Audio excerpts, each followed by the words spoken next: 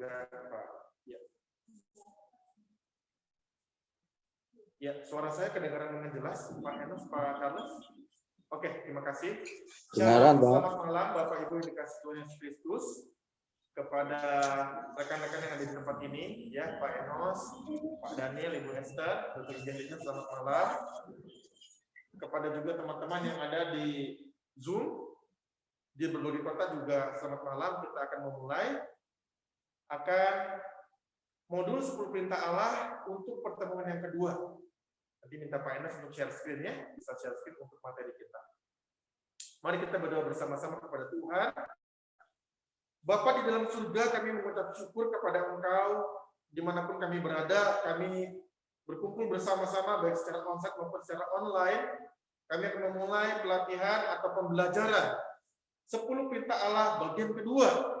Minggu lalu kami sudah belajar mengenai 2 perintah yang pertama, dan sekarang kami juga akan belajar mengenai 3 perintah yang berikutnya. Perintah ke-3, ke-4, dan ke-5. Tuhan tolong hamba-Mu yang menyampaikan dan setiap kami yang belajar. Kami belajar bersama-sama dari firman-Mu. Firman-Mu menolong kami menjadi Kristus yang setia kepada Engkau. Terima kasih Bapak. Di dalam nama Tuhan Yesus kami telah berdoa. Amin. Ya, kita bersama-sama. Ya, itu yang bawah. Klik 2 kali aja. Iya. Nanti di yang pinggirnya ada. Nah, iya gitu. Iya.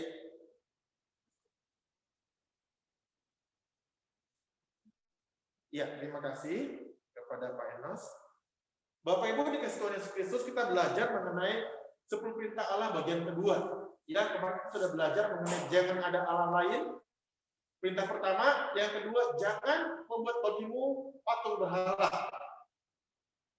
Kemudian yang kita akan belajar mengenai perintah Allah yang ketiga, ya, yaitu jangan menyebut nama Tuhan dengan sembarangan. Sekali lagi, jangan menyebut nama Tuhan dengan sembarangan. Bapak Ibu yang dikasih oleh Tuhan Yesus Kristus, kalau kita belajar mengenai perintah yang ketiga, kita belajar mengenai nama.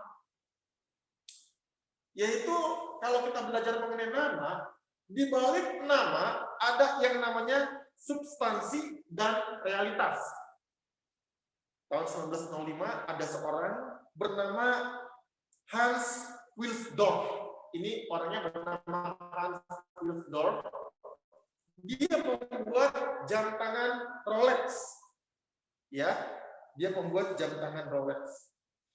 Nah, Hans Wilsdorf ini pada waktu itu dia membuat sebuah jam yang dia katakan dia membuat jam ini adalah sebuah jam yang terbaik, yang tahan banting, tahan rusak, dengan ketangguhan yang tidak bisa dikalahkan oleh jam tangan lainnya. Jadi dia buat dengan sangat serius dan akhirnya tercipta yang namanya jam tangan Rolex. Jam tangan ini dikatakan kalau dipakai, dibersihkan menurut waktunya, itu akan bertahan selama 60 sampai 70 tahun. Wah, luar biasa ya.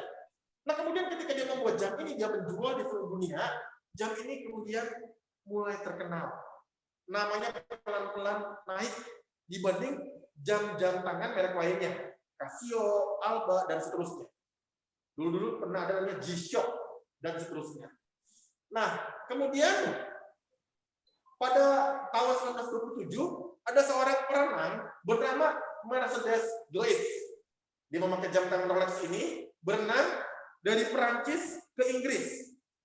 Ya, pada waktu itu dia melintasi selat Dover yang ombaknya besar sekali. Dia pakai jam tangan ini. Dia berenang sangat jauh.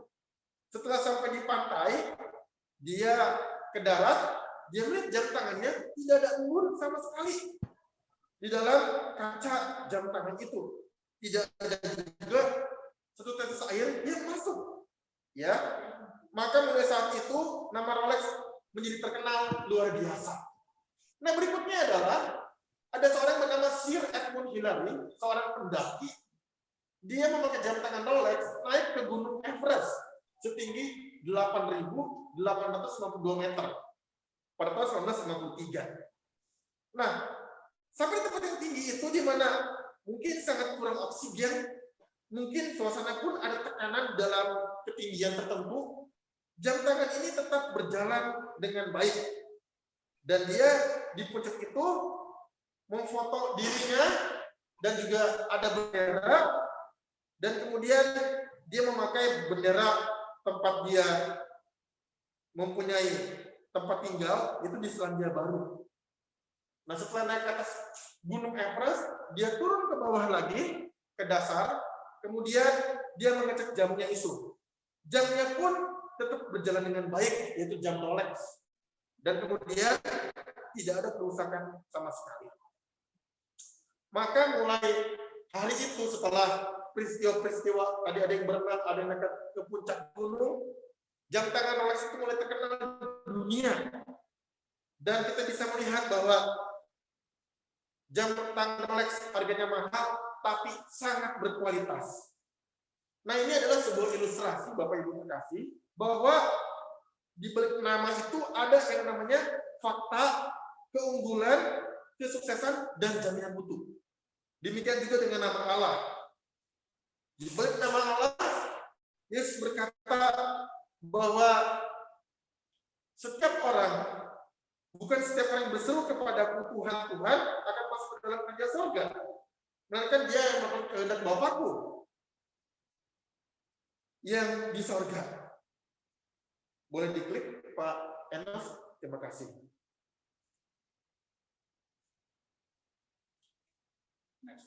Iya.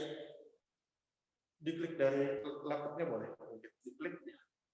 Harusnya bisa. Oke, terima kasih.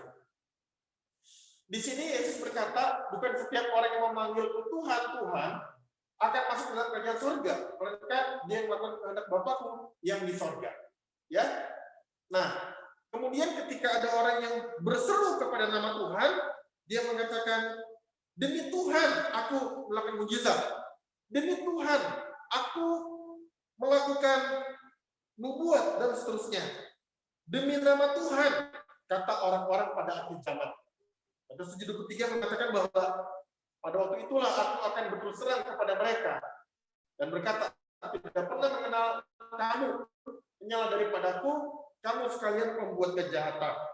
Nah, jadi di sini Yesus mengatakan bahwa bukan kita bilang nama Tuhan, memanggil nama Tuhan, kita menjadi orang Kristen, kita menjadi orang yang dikatakan baik, suci, menjadi murid Kristus yang setia, tapi Tuhan maunya kita benar-benar mengikuti Dia dengan setia. Karena di balik nama, boleh berikutnya, Pak Enos, thank you. Karena kalau kita belajar di dalam bagian ini bahwa di dalam nama Tuhan itu ada yang namanya pribadi yang paling adil, yang paling benar, yang paling mulia, yang paling indah, yang paling baik, yang paling sejati, yang paling mutlak, itu namanya nama Allah. Maka waktu kita menyebut nama Tuhan, waktu kita mengatakan nama Tuhan, kita tahu bahwa Dia adalah pribadi yang tertinggi, tersuci, teradil, terbaik, terbajik, termurni, tersejati. Maka kita harus bertanggung jawab dalam menyebut nama Tuhan. Ada orang yang berani menyebut nama Tuhan dengan sembarangan. Tetapi itu adalah sesuatu hal yang kita perlu pelajari dan hati-hati untuk menyebut nama Tuhan dalam kehidupan kita. Di dalam kitab suci ada satu kitab yang disebutkan bahwa yaitu kitab Esther yang adalah tanpa nama Tuhan. Kalau boleh dibesarkan yang di sini nanti. Oh, nggak bisa ya? Jadi Oke. yang di sana yang di online. Oke. Oke, thank you. Nggak apa-apa.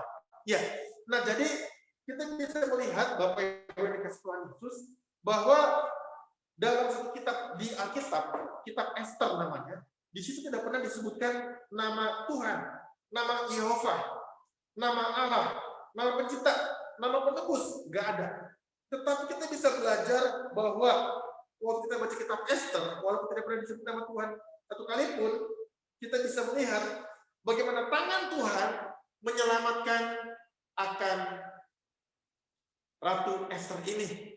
Kalau kita bisa belajar dari Alkitab dalam Perjanjian Lama, maka nama Tuhan bukan bicara bahwa kita sebut baru ada Tuhannya, kita nggak sebut pun Tuhan tetap ada. Alkitab di dalam kitab Ester membuktikan bahwa tanpa disebut nama Tuhan, juga kehadiran Tuhan terasa. Dan kemudian Tuhan pun melakukan sesuatu dalam kehidupan Ester, menjaga bangsa Israel, orang-orang Yahudi pada waktu itu dalam kitab Ester. Maka itu kita harus belajar, Bapak Ibu Tuhan Yesus, jangan kita memperalat nama Tuhan dalam kehidupan kita. Nah, kemudian slide berikutnya, kalau kita melihat di dalam sejarah Presiden Amerika, di dalam sejarah Amerika ada lebih dari 40 presiden, ya, yaitu banyak presiden, seperti misalnya ada Presiden Barack Obama, ada Presiden Donald Trump, dan yang sekarang adalah Presiden Amerika ke-46, Joe Biden, dilantik tahun lalu, 20 Januari tahun 2021. Ya, yang menarik adalah bahwa setiap presiden yang mau naik menjadi presiden, mereka ada namanya sumpah jabatan. Ada Alkitab ditaruh, kemudian presiden ini mengangkat tangan kanan, tangan kiri memegang Alkitab, bersumpah kepada rakyat demi nama Tuhan yang aku percaya, aku jadi di hadapan rakyat mau menjadi presiden yang baik. Semua presiden itu mereka memegang satu kitab suci, yaitu Alkitab. Tetapi yang menarik adalah pada waktu itu, beberapa waktu yang lalu, ada seorang presiden yang bernama Richard Nixon. Dia bukan memegang satu Alkitab, tapi dia memegang 2 Alkitab. Dia berjanji di hadapan Allah, di hadapan rakyat. Tetapi kita tahu bahwa dalam sejarah Presiden Richard Nixon itu turun dari kursi presiden, sedikit lagi akan didakwa oleh skandal karena dia menjadi presiden yang tidak jujur. Bapak Ibu dikasih oleh Tuhan Yesus, apakah kita memakai nama Tuhan untuk kepentingan kita, menyebut dengan sembarangan? Kita bisa mengatakan demi Tuhan, begitu. Tapi tidak bersungguh-sungguh dengan perkataan kita. Itu kata Alkitab, jangan kita lakukan. Jangan menyebut nama Tuhan dengan sembarangan. Ya, jangan mudah mengatakan ini kehendak Allah. Gambarnya ada pasangan, ya, cowok cewek. Kadang-kadang ada orang, ini kehendak Allah. Ada pria bicara kepada wanita, kamu menikah dengan saya, ini kehendak Tuhan, begitu ya. Nah, ini maksudnya jangan mudah mengatakan ini kehendak Allah. Dengan demikian, waktu kita salah menyebut nama Tuhan, maka kita sedang berhadapan dengan satu pribadi yang berkuasa atas hidup matinya seluruh umat manusia. Oleh sebab itu, hendaklah kita jangan bermain-main, janganlah kita sembarangan menyebut nama Allah. Ya, yang berikutnya adalah bab keempat atau perintah Tuhan yang keempat. Ingatlah dan kuduskanlah hari Sabat. Bapak Ibu yang dikasih oleh Tuhan Yesus, bicara mengenai hukum keempat, ini adalah satu-satunya perintah yang kalimatnya cukup panjang dan hanya menyangkut satu hal, yaitu hari. Ya. Nah, di sini kita bisa melihat bahwa dikatakan oleh Paulus dari 4:29, kita baca sama-sama ya, yang ada di Tulung Agung di Srimaya 2:3. Kamu dengan teliti memelihara hari-hari tertentu, bulan-bulan, masa-masa yang ketat, dan tahun-tahun. Aku khawatir kalau kamu susah payahku untuk kamu keras sia-sia. Aku minta kepadamu, saudara-saudara. Ya. Jadi di sini saya hanya mau menampilkan sebagian dari ayat ini, bahwa Paulus pernah mengatakan, jangan kamu menghitung hari. Ada orang yang, misalnya orang Chinese, kalau mau menikah, lihat hari yang baik. Kalau mau beli rumah, lihat hari yang baik. Kalau mau ke toko, lihat hari yang baik. Nah, Paulus bilang jangan seperti itu. Itu adalah sesuatu hal yang bertentangan dengan ajaran Tuhan, karena semua hari itu baik. Tetapi waktu kita bicara mengenai hari Sabat, ini adalah hari yang diberikan Tuhan kepada kita. Begini ceritanya. Allah menciptakan bumi dengan segala isinya dan manusia selama 6 hari. Hari ke-7, Allah berhenti dari pekerjaannya. Menguduskan hari tersebut, menjadikan hari itu hari Sabat. Nah, jadi pelajaran pertama adalah hari Sabat adalah hari milik Tuhan. The day of the Lord. Maksudnya adalah bahwa Allah ingin memberikan hari Sabat ini kepada manusia untuk beristirahat, untuk melepas penat dari pekerjaan selama 6 hari. Hari Senin sampai hari Sabtu. Jadi hari Sabat adalah hari miliknya Tuhan. Tuhan berkata, aku memberikan engkau 7 hari, tapi di dalamnya ada 1 hari engkau kembalikan kepadaku. Itu kata Tuhan. Poin pertama adalah hari itu adalah hari milik Tuhan. Bapak Ibu yang dikasih oleh Tuhan Yesus Kristus, 1 hari itu adalah hari Sabat. Maka kita disuruh istirahat, dan kita juga boleh ke gereja, beribadah, dan kita melayani Tuhan. Nah, kalau kita belajar sungguh-sungguh atau memperhatikan mengenai hari Sabat, kita bisa berkata seperti ini. Loh Tuhan, katanya hari Minggu buat istirahat. Kok saya ini untuk gereja, ibadah, melayani. Kadang-kadang ada orang yang di gereja rapat, melakukan banyak aktivitas di gereja. Loh, tambah capek Tuhan. Begitu kan? Nah, jadi kata Sabat itu adalah, maksudnya adalah, peristirahatan ini adalah semacam yang disebut di dalam ayat berikutnya ini, Yohanes 14 ayat 27. Yuk kita baca sama-sama yang diterimanya 2, 3.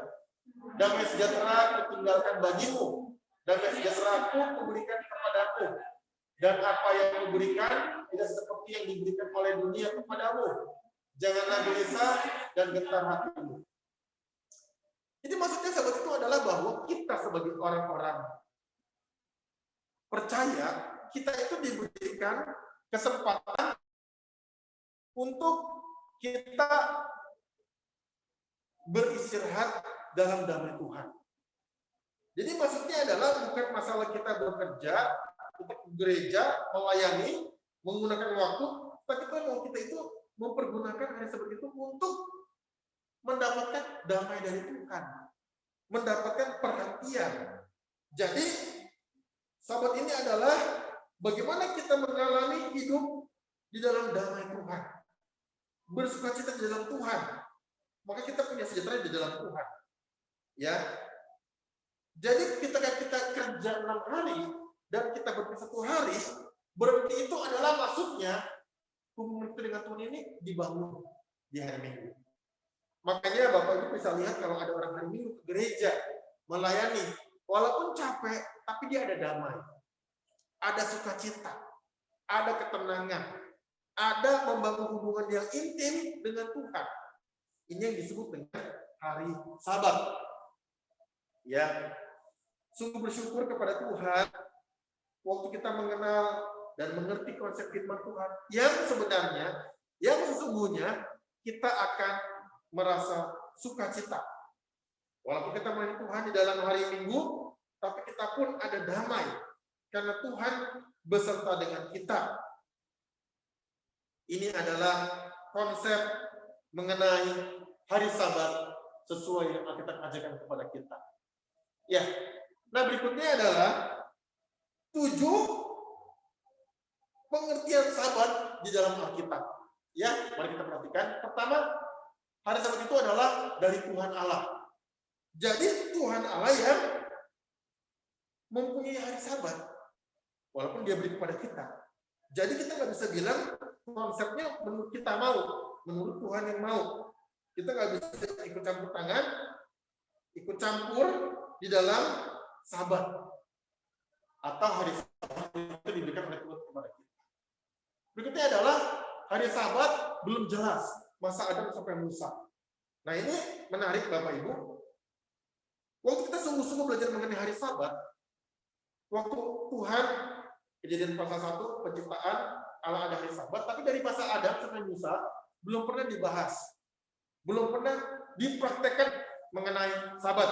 Ya, zaman Adam, zaman Abraham, begitu belum ada. Sampai di zaman Musa turun 10 perintah Allah di Keluaran, baru diajarkan mengenai Sabat. Jadi selama ribuan tahun masa Adam sampai Musa belum pernah dipraktekkan mengenai ketentuan hari Sabat. Yang ketiga adalah hari Sabat dalam Keluaran pasal 20. Nah, ini kita bahas hari ini. Dari 10 perintah Allah, ini adalah hukum keempat. Ya. Jadi Tuhan memberikan hari Sabat kepada kita untuk istirahat. Biasanya kalau libur itu di seluruh dunia ada 13 atau 14 hari tanggal merah. Tapi yang seperti ini Tuhan memberikan kepada kita 52 hari. 52 hari dalam setahun untuk kita beristirahat. Maksudnya adalah orang-orang Israel di tanah Mesir, mereka diperbudak. Mereka harus bekerja keras. Tetapi mereka dari tanah perbudakan Mesir masuk ke tanah Kanaan, mereka diberikan 10 perintah Allah. Hukum keempat adalah hormati kuduskan hari Sabat. Mereka boleh beristirahat. Dulu di Mesir harus bekerja keras setiap hari, tidak libur. Sekarang mereka di Kanaan, mereka punya istirahat, yaitu hari Sabat. Berikutnya adalah hari Sabat menurut kitab Yeremia. Nah, Yeremia dikatakan oleh kitab Yeremia, Nabi Yeremia berkata, pada hari itu orang tidak lagi mengatakan, aku pernah diperduk di Mesir. Tapi orang akan mengatakan, aku ditawan di Babel, dan Tuhan telah melepaskan mereka ke tanah perjanjian. Yang penting bukan harinya. Itu karena Tuhan campur tangan dan melepaskan mereka, dan Tuhan memberikan sejahtera kepada mereka, dengan mengeluarkan mereka dari belenggu dan tidak kebebasan yang mereka alami. Ya, yang kelima adalah hari Sabat itu adalah hari Minggu.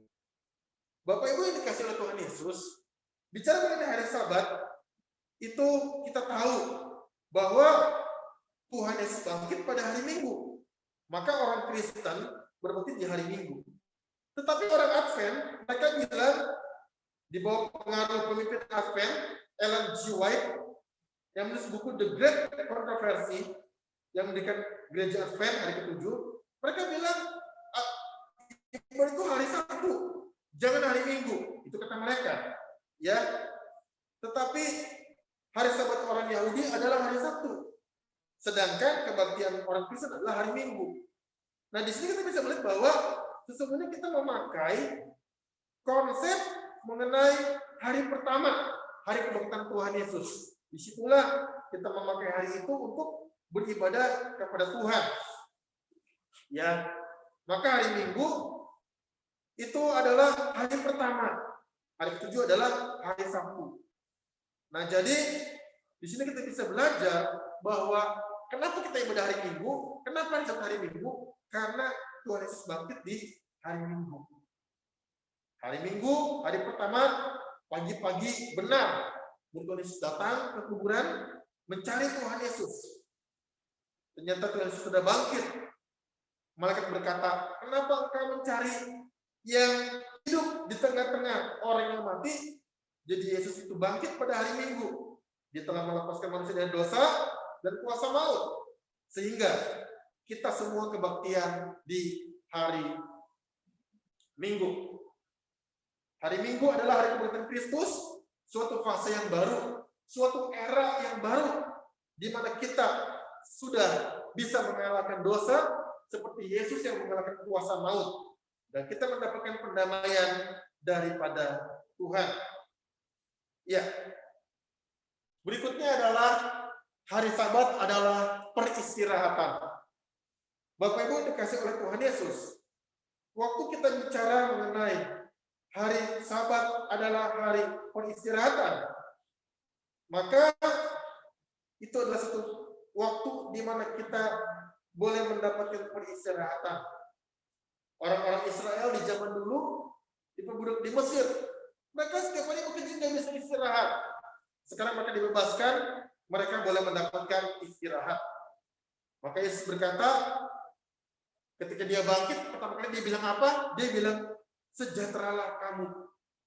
Ketika dia bertemu dengan menemukan diri kepada murid-murid dan kepada orang banyak, dia bilang, damai sejahtera aku berikan kepada. Itu adalah makna Sabat buat kita, bahwa kita bisa beristirahat untuk satu waktu sebelum kembali bekerja, Senin sampai Sabtu atau hari pertama atau maksudnya hari kedua sampai hari ketujuh, mereka boleh beristirahat.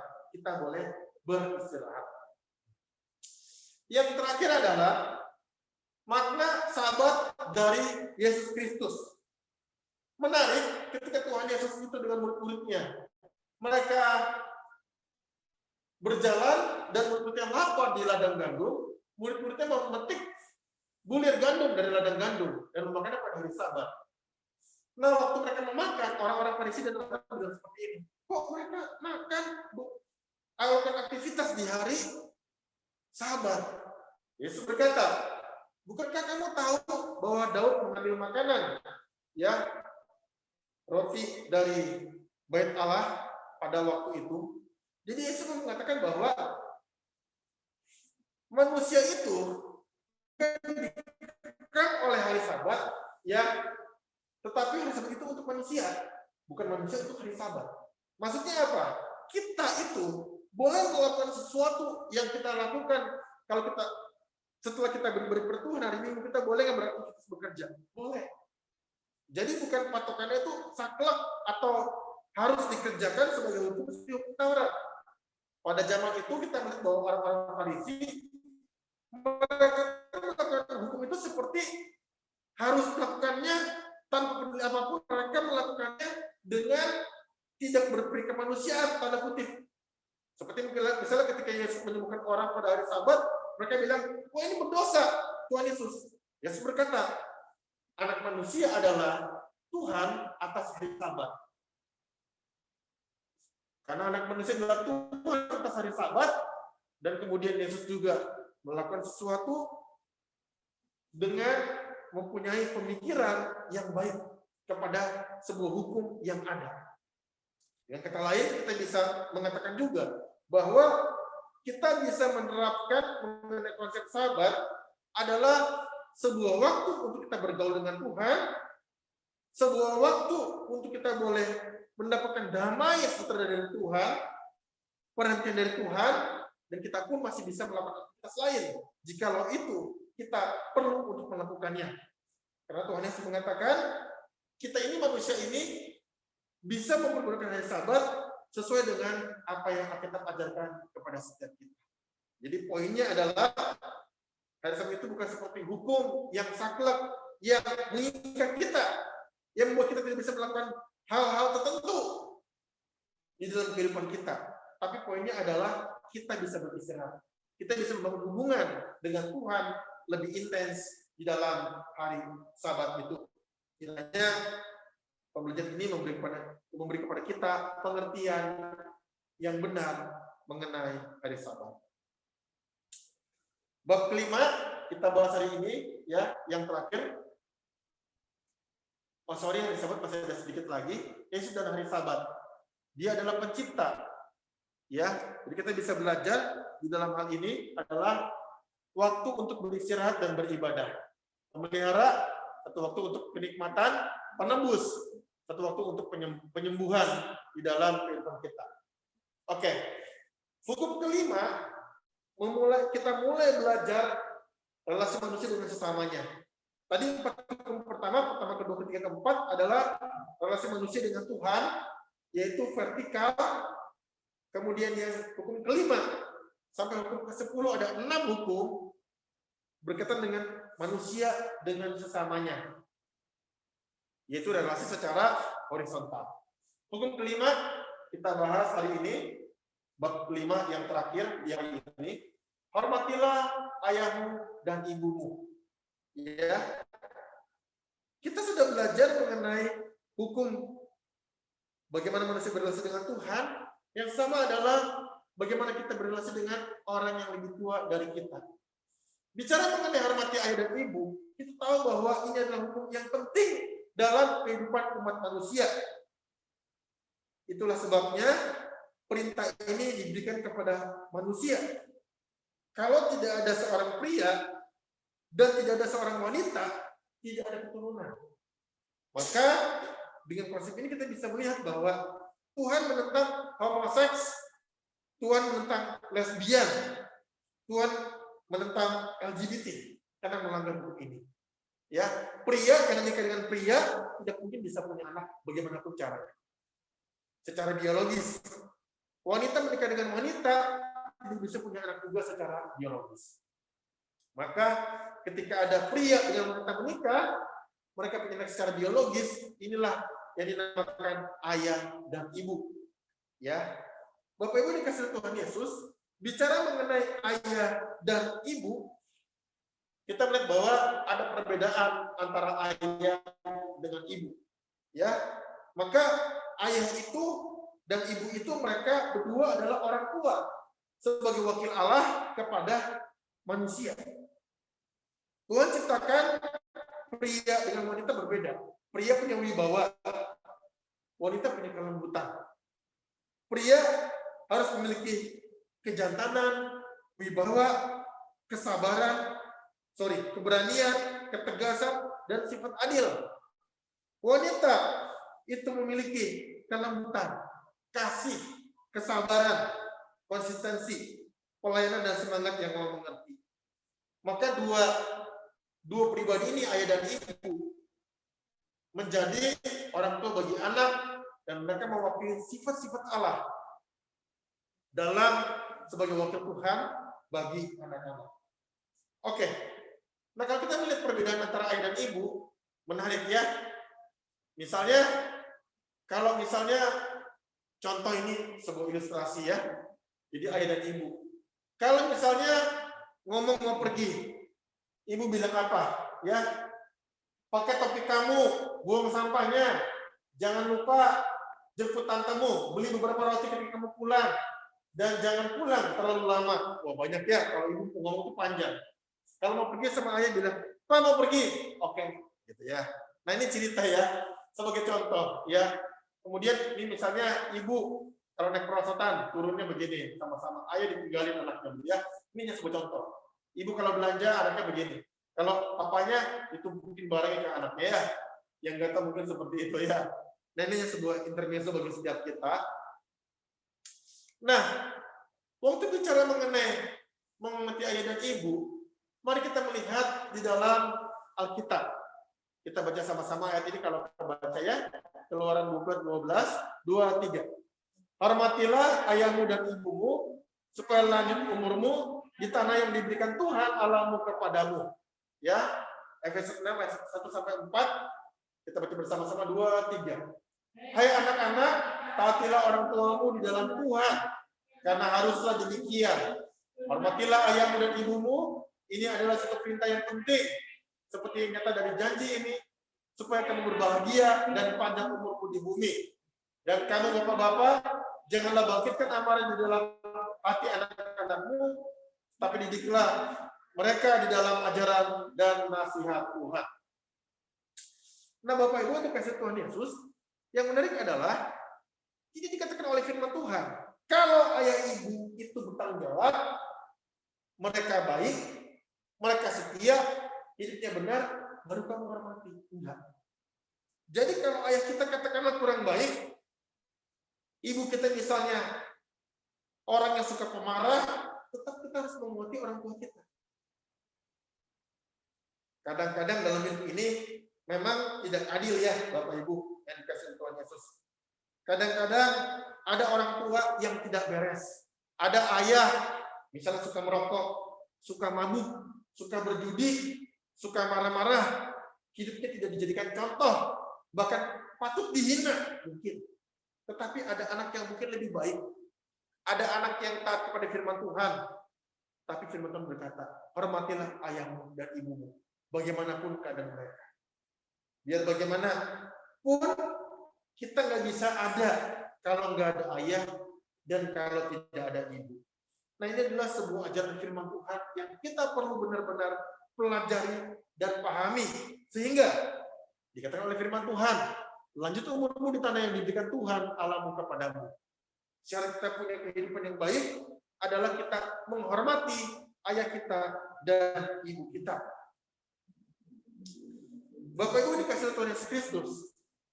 Bicara mengenai menghormati ayah dan ibu, ada seorang tokoh yang sangat terkenal di dunia, terutama di timur, namanya Konfusius atau Konghucu. Dia seorang tokoh dari China yang hidup sudah lama sekali dan bahkan ajarannya dijadikan sebuah agama, namanya agama Konghucu. Konghucu berkata bahwa ada 3 hal mengenai menghormati orang tua, yaitu dengan tata krama mengurus orang tua yang masih hidup. Kemudian dengan tata krama menguburkan orang tua yang meninggal dunia. Berikutnya adalah berbaktilah kepada orang tua setelah menguburkan mereka. Ini ajaran Konghucu mengenai menghormati orang tua.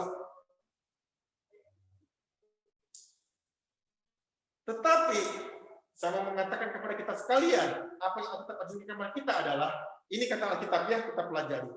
Ketika orang tua masih hidup, peliharalah mereka. Cukupkanlah makanannya, pakaiannya, kebutuhan dasar kita berikan. Kalau orang tua kita sakit, butuh obat, kita berikan juga obatnya. Ini adalah pengajaran Alkitab. Yang kedua, ketika mereka meninggal dunia, kuburkanlah dengan layak, dengan khidmat, dengan hormat, karena itu adalah orang tua kita. Yang ketiga adalah setelah orang tua meninggal dunia, ingatlah budi mereka. Jadi, Konghucu mau mengatakan setelah meninggal tetap kita berbakti dengan tanda kutip mensembayangi. Begitu kan? Nah, tetapi kalau kata Alkitab, kita ingat budi mereka, ajaran mereka yang baik, dan contohkan atau teladani hidup orang tua yang baik. Kita bisa ingat kebaikan mereka. Dan bahkan kalau mereka punya rencana yang belum tergenapi, mari kita genapi. Contohnya di Alkitab. Raja Daud pada waktu masih hidup ingin membuat bait Allah. Tetapi ketika dia tangannya kotor penuh dengan darah, Tuhan tidak izinkan Raja Daud untuk membuat bait Allah. Tapi dia punya anak namanya Salomo. Maka di zaman Raja Salomo membuat bait Allah, meneruskan mimpi dari ayahnya Raja Daud yang belum tergenapi. Dia genapi. Sehingga pada pemerintahan Raja Salomo, bait Allah yang indah itu, yang besar itu, yang bagus itu didirikan. Maka Bapak Ibu yang dikasih Tuhan Yesus, kalau orang tua kita punya mimpi yang belum terrealisasi, kita sebagai anak bisa dan berusaha mewujudkan mimpi daripada orang tua kita. Kiranya pembelajaran yang singkat mengenai ketiga hukum ini bisa membuat kita memahami hukum-hukum atau perintah Allah dengan lebih baik. Oke, kita bersama-sama akan memasuki yaitu ruang diskusi, memberikan pemikiran, memberikan pertanyaan, kita sama-sama akan bahas untuk kita boleh mengenal lebih dalam. Bapak Ibu juga boleh menyampaikan pemikirannya, pernyataannya juga boleh, kita boleh berdiskusi, tidak selalu harus bertanya, tapi kalau Bapak Ibu ada pengalaman mengenai 3 perintah ini, kita bisa sharing satu sama lain.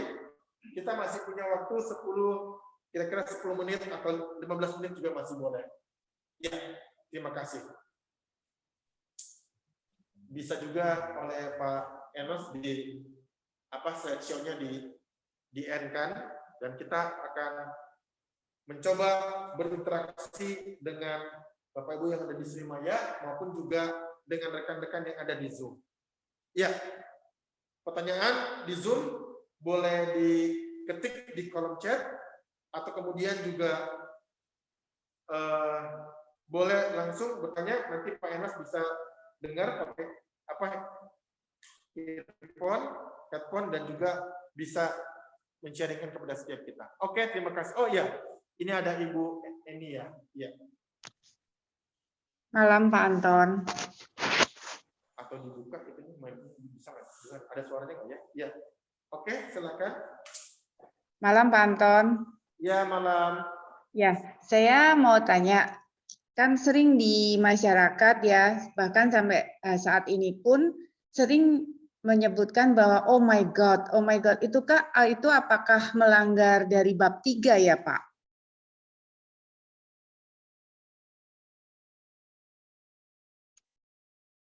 Ya, terima kasih Bu Eni. Iya.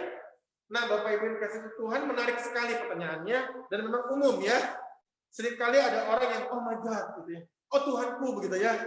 Ya Allah begitu ya.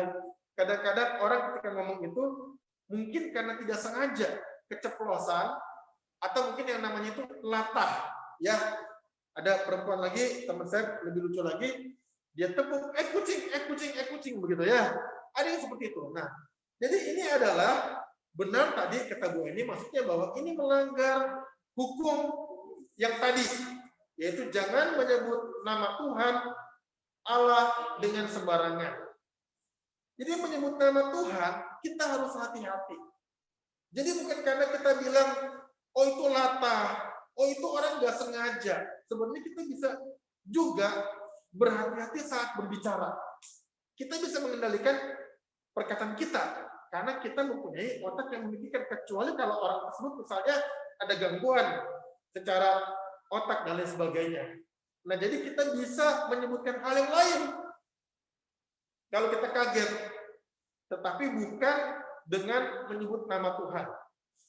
Orang menyebut nama Tuhan dengan sembarangan, Tuhan sudah berkata bahwa ini ada hukumannya. Jadi orang itu dinyatakan berdosa. Nah, maka kalau kita bisa mengendalikan diri kita untuk tidak sebut nama Tuhan dengan sembarangan, itu kita menjadi orang yang taat kepada firman Tuhan. Selain kita latah menyebut nama Tuhan, ada juga lain misalnya kita menyebut demi Tuhan. Ya, itu dulu ada di sinetron atau ada di apa namanya cerita mengenai artis, ada orang demi Tuhan gitu ya. Ada lagunya bahkan. Nah, jadi ini adalah suatu upaya manusia untuk memakai nama Tuhan untuk dia bisa menegaskan kalimatnya atau bisa mengatakan bahwa diri ini layak dipercaya. Tetapi Alkitab mau mengatakan kepada kita bagaimana mengenai hal ini. Jika ya, hendaklah kamu katakan iya. Jika tidak, hendaklah katakan tidak. Selebihnya berasal dari si jahat. Jadi, kita bisa belajar untuk mengatakan sesuatu dengan konsistensi kita. Kalau kita orang jujur layak dipercaya, maka tanpa kata Tuhan pun orang akan percaya kepada kita. Terima kasih, Tuhan memberkati.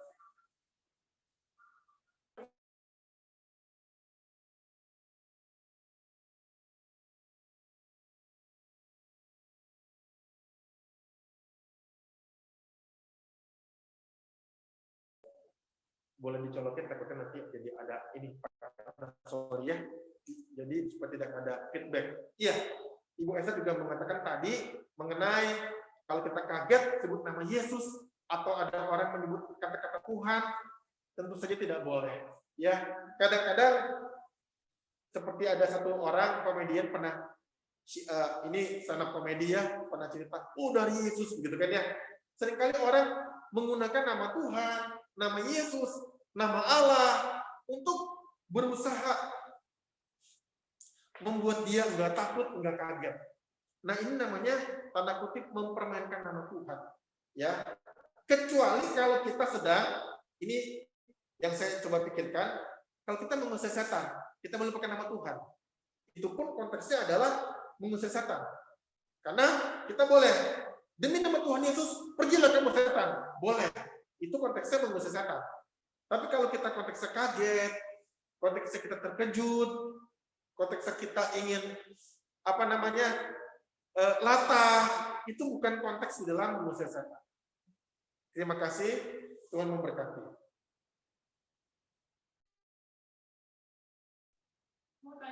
Iya, baik.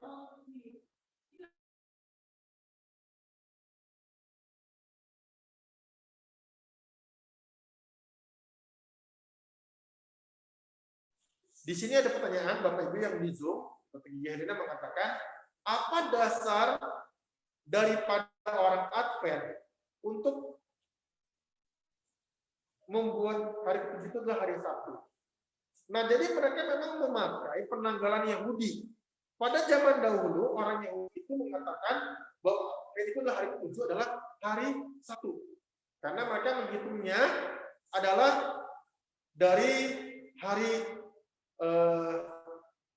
pada waktu kemudian Yahudi zaman dahulu itu, mereka menjadinya pada hari ke-7 itu adalah hari Sabtu. Dan mereka menggunakan secara harafiah.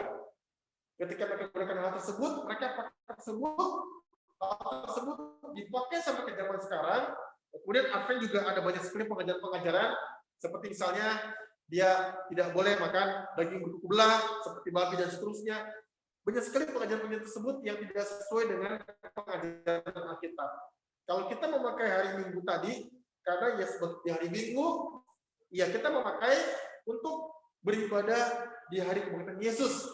Karena dasar kita adalah Sabat adalah Kristus sudah bangkit, sudah mengalahkan maut, sudah mengalahkan kuasa dosa, maka kita bisa beribadah di hari kebangkitan tersebut, hari Minggu. Ya, jadi orang Advent itu mereka berusaha untuk membuat pengajaran secara harafiah. Dia mengambilnya harafiah. Padahal Alkitab sendiri mengatakan hari ke-7 hari Penyesalan itu bukan masalah harinya, tapi masalah esensinya tersebut. Tapi orang-orang daripada Advent memakai hukum Musa, memakai secara harafiah, mereka memaksakan bahwa ini harus Sabtu, nggak boleh Minggu, itu dosa.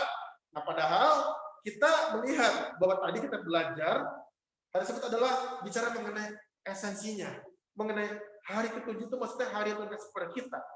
Maka pada waktu hari Minggu menjadikan hari ibadah, itu adalah konsensus. Orang-orang zaman dahulu, orang-orang daripada orang-orang kudus di zaman dulu, Rasul Paulus dan seterusnya, mereka mengkonsensuskan, maksudnya kita pakai ini di hari Minggu, hari kebangkitan Tuhan Yesus untuk sebagai Sabat. Jadi mereka sudah menetapkan, maka hari ini kita seluruh dunia, orang-orang Kristen ibadah di hari Minggu. Kira-kira demikian. Terima kasih, Tuhan memberkati.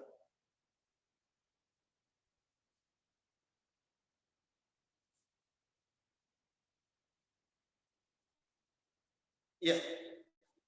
Apakah ada respon dari teman-teman, baik secara onsite maupun secara online? Mungkin kita bisa sharing satu lagi pertanyaan terakhir. Kalau ada, kalau nggak ada nggak apa-apa, jangan dipaksa. Saya bercanda ya. Kiranya kita semua boleh bersama-sama belajar. Oke, baik.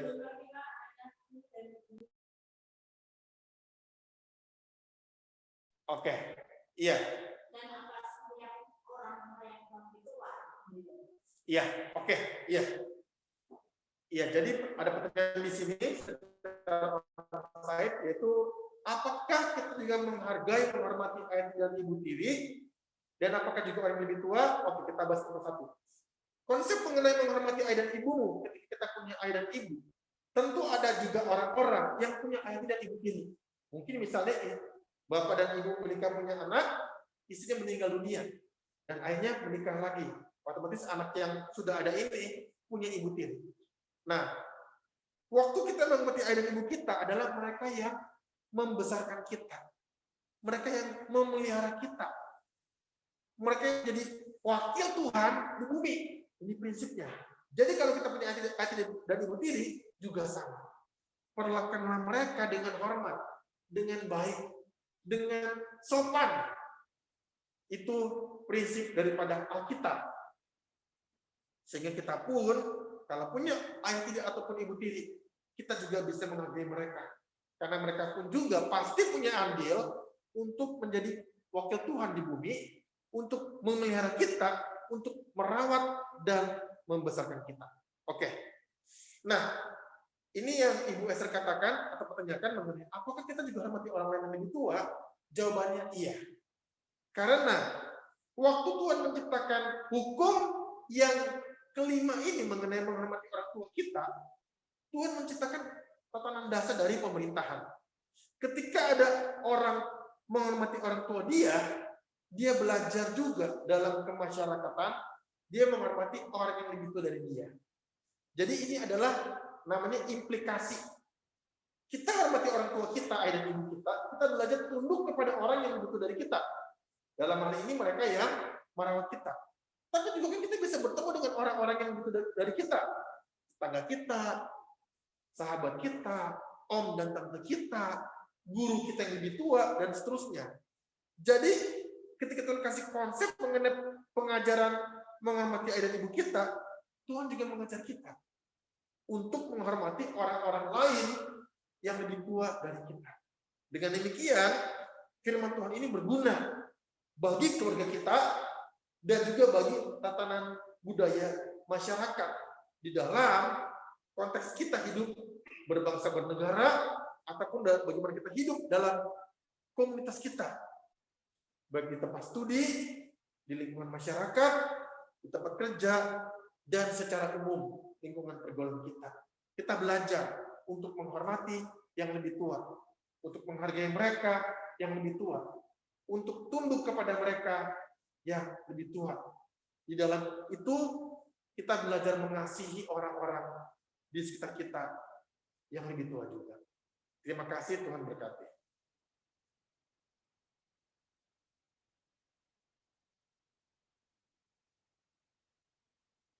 Iya. Oke.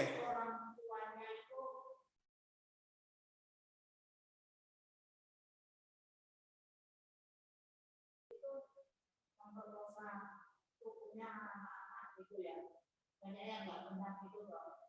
Dan itu sikap kita tuh gimana? Oke. Kadang ibu kandung dorong anaknya. Gitu. Iya. Oke. Iya. Pertanyaan dari onsite dikatakan bahwa ada ayah tiri memperkosa anak perempuannya, atau ada ibu yang membunuh anaknya. Apakah ini harus dihormati atau tidak begitu ya? Oke, terima kasih Bu Esther. Ini pertanyaan yang memang baik, sekaligus sulit, tetapi Alkitab punya pengajaran yang indah buat kita. Saya pun memikirkan hal ini. Nah, Bapak Ibu dikasih Tuhan Yesus, tadi dikatakan oleh firman Tuhan, hormati ayah dan ibumu itu tanpa melihat mereka baik atau tidak. Ya, tetapi bukan berarti kalau mereka jahat, kita perlu ikutin mereka. Tidak. Jadi, kalau ada orang tua yang tidak baik, kita hormati dia sebagai orang tua yang telah melahirkan kita atau turut andil di dalam kita bisa lahir dalam dunia ini, dan juga kita menghormati mereka ketika mereka masih hidup karena kita diperintahkan oleh Tuhan. Tetapi kalau mereka mengajar kita yang tidak baik, kita tidak perlu mengikutinya. Contoh, orang tua ajak anaknya merokok, minum bir. Kita nggak perlu ikut. Kita perlu tunduk kepada Kristus, kepada Alkitab, lebih daripada pengajar orang tua yang salah. Nggak ikut maunya orang tua, bukan berarti nggak menghormati dia. Kita menghormati. Ajaran yang tidak baik, kita nggak ikuti. Ya. Berikutnya kalau ada orang tua, tadi misalkan dikatakan seorang ayah tiri, misalnya memperkosa anak perempuannya. Anak perempuan ini, ya perlu dong untuk membela diri. Dia bisa membela diri dari ibunya mungkin yang bisa dia meminta bantuan, saudara-saudaranya, atau bahkan kepada polisi. Jadi ini bicara mengenai tindakan kriminal. Jadi ketika ada orang tua yang jahat, anak ini perlu diselamatkan. Perlu diupayakan keselamatannya. Melalui mungkin kepada siapa anak ini bisa mencari bantuan. Apakah kepada polisi, atau kepada keluarga dia yang lain, atau dia bisa bersembunyi di tempat yang aman. Sampai bapak yang jahat ini mungkin ditangkap, dipenjara, atau mungkin dilakukan hal itu supaya dia jera, seperti itu. Jadi pada prinsipnya adalah bukan karena orang tua kita baik baru kita hormati. Orang tua kita jahat kita tetap menghormati karena ini perintah Tuhan. Tetapi ajarannya anak yang baik, anak yang hidup dengan Tuhan, dia akan mempelajari sesuai dengan Alkitab yang ajarkan kepada dia. Dia tidak perlu mengikuti ajaran-ajaran yang salah, tidak baik, contoh yang tidak baik daripada ayah ibunya yang mungkin jahat. Ya, terima kasih.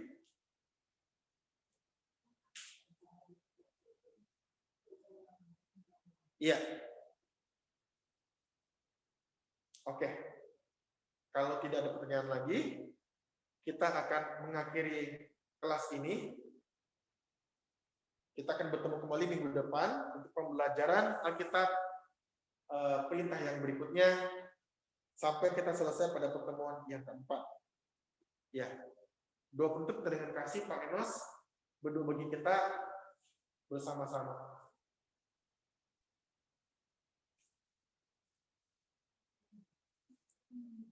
Mari kita berdoa. Bapa kami di surga, kami ucap syukur untuk pelajaran yang berharga di malam ini.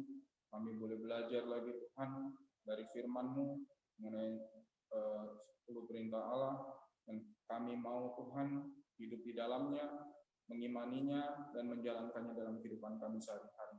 Terima kasih Tuhan untuk hamba-Mu, Pak Anton yang sudah menyampaikan.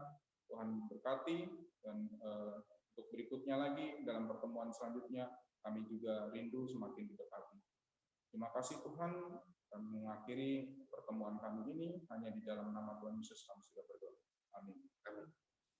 Ya, terima kasih kepada Pak Enos setelah melakukan doa penutup. Dengan demikian, kita berakhir sampai di sini. Sampai berjumpa kembali minggu depan dalam waktu yang sama. Tuhan Yesus memberkati setiap kita. Amin. Terima kasih.